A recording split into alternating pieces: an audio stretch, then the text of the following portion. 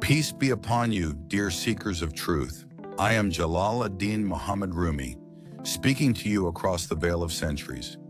Today I wish to share with you one of the tales from my Masnavi that contains layers of meaning, like a fruit whose sweetness increases as you reach its core.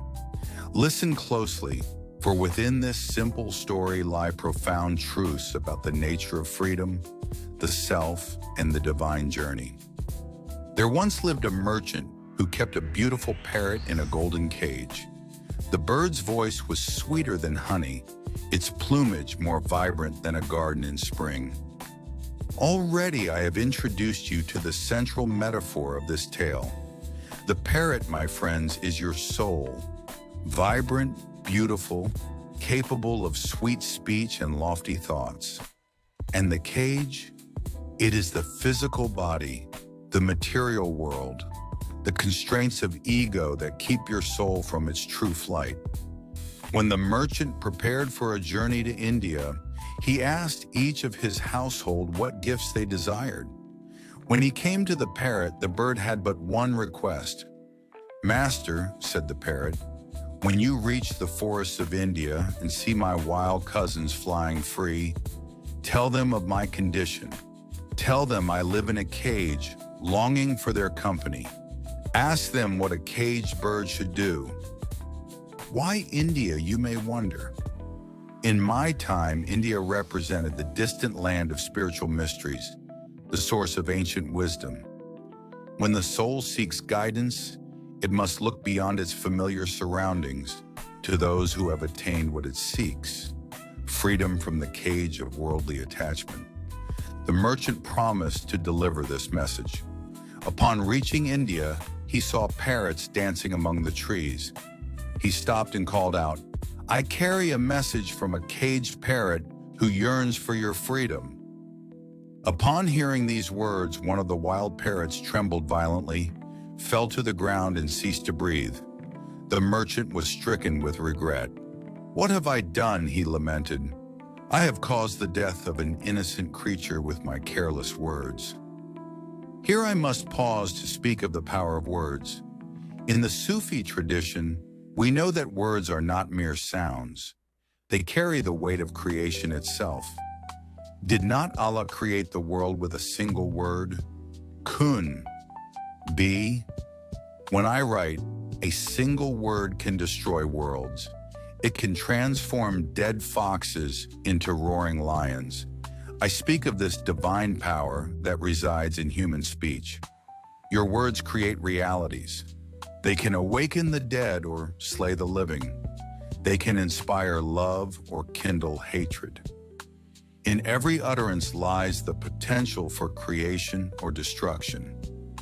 The merchant's words appeared to bring death, yet contained within them the seed of liberation.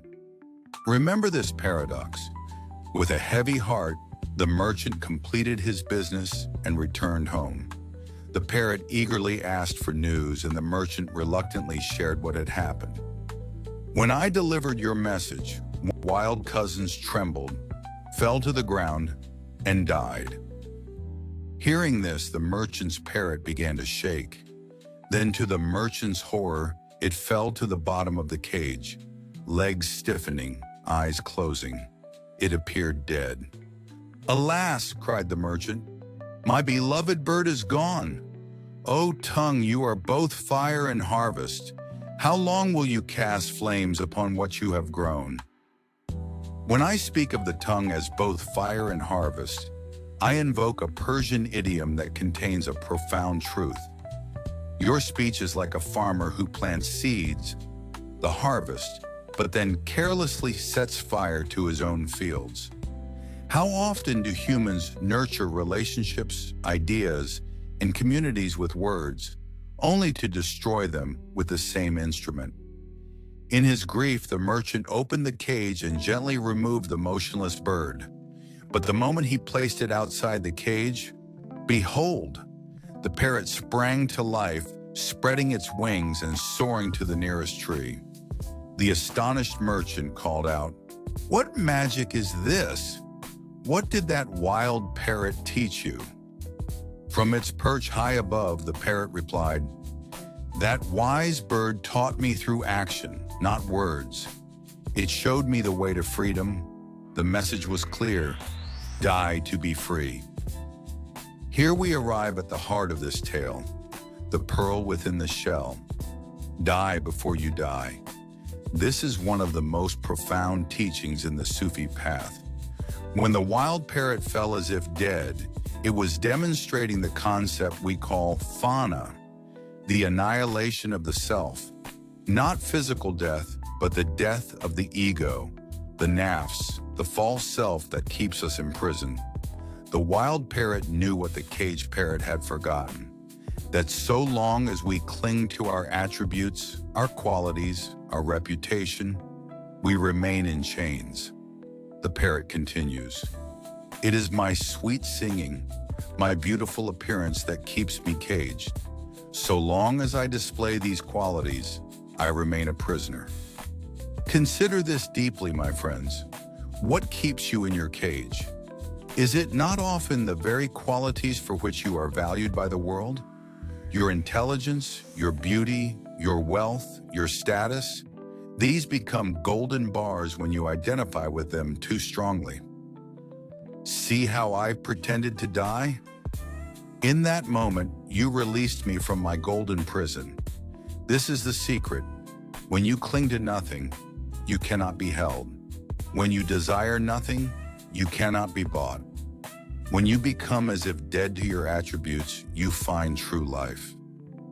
In my own life, I was once Maulana Rumi, the respected scholar of Islamic law, surrounded by students and admirers. I was caged by my reputation, my learning, my social position. It was only through my meeting with Shams Tabrizi, that divine son, that I learned to die to these attributes. In that spiritual death, I found the ecstatic poetry that now reaches you across centuries. When the parrot says, "If you are a seed, birds will eat you. If you are a bud, children will pick you," it speaks to another hidden truth. To be conspicuous in this world is to invite consumption. The world seeks to devour what is beautiful, to possess what is valuable. By becoming inconspicuous, through the art of spiritual poverty or fakir, you escape this devouring attention. The parrot teaches us that true wisdom often comes not through words but through example, through lived experience. The wild parrot demonstrated freedom rather than explaining it. This is the difference between knowledge, ilm, and gnosis, marifa. One is information, the other transformation. The merchant understood this wisdom. "The parrot of my soul," he declared, "is worth no less than this bird. For liberation, I too must relinquish everything." Now I must tell you of another layer in this tale. The merchant represents the rational mind, the conscious self that believes it owns a soul. Yet when the merchant witnesses the parrot's freedom, he too is transformed. This is the beautiful alchemy of the spiritual path. When one part of us awakens, it cannot help but awaken the whole. When he says, "For the soul's liberation, one must relinquish everything," he echoes the teaching I received from my beloved Shams. Sell your cleverness and purchase bewilderment. Only in the abandonment of what we think we know can we discover what truly is. This tale contains many other treasures for those with eyes to see. The journey to India represents the spiritual quest. The merchant's trading symbolizes our exchanges with the divine world. The parrot's sweet voice represents the soul's capacity for prayer and praise. Yet the central teaching remains. True freedom comes not through struggle against our cage, but through a radical surrender of the very self that feels imprisoned. This is the great paradox. By dying to yourself, you find your true life. By relinquishing your attributes, you discover your essence. I leave you with this question. What is the parrot in your life that appears dead but is waiting to fly? What aspects of yourself must you surrender to find true freedom? Remember, the bird did not truly die. It simply let go of what bound it. In that release, it found wings it had always possessed. Until our paths cross again in the garden of mystical truth, may you find the courage to die before you die, and thus discover what it means to truly live.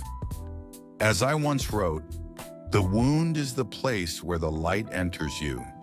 Perhaps the death of your caged self is the wound through which divine freedom will finally flow.